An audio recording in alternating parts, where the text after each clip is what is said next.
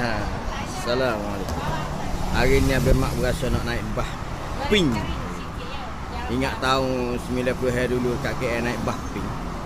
Jadi hari ni 2020 ni kita nak naik bah ping. Adakah bah ping ting-tong serupa dengan Kuala Lumpur?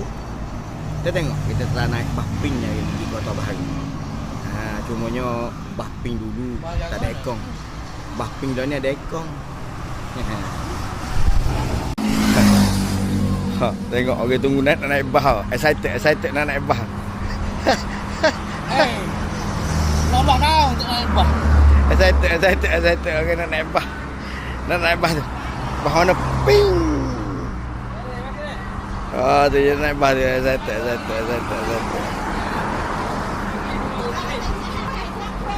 Inilah orang panggil penantian satu penyelesaian.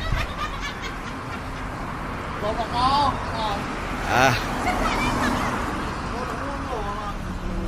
Itu dia tak. Dia tak gerak lagi. Tengok duduk tak dia tu.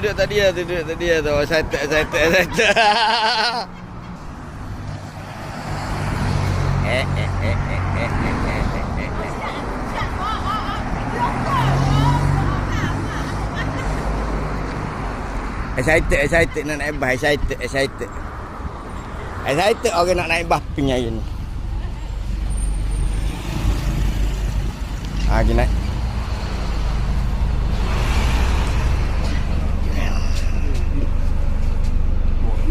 Dua ke? Tapi tu ramai. Ramai.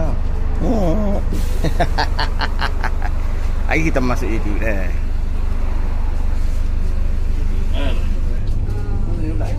Duduk belakang. mana? Ni. Kalau kau nak publik bah. Aku mana rasa? Aku mana rasa? Tahu. Cok dah. Assalamualaikum nak naik bah. Oh, Lama kau. beh juga.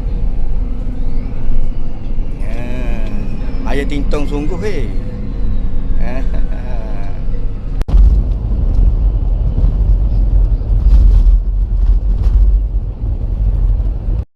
Tapi nak royak lah. Oh, betul. Pasport boleh tak? Kalau naik bah boleh naik bah tintong lah, tak payah naik Grab lah mah. Kita naik bah tintong. Oh, semua jangan. Dengan ekong yang sejuk, duduknya selesa ni.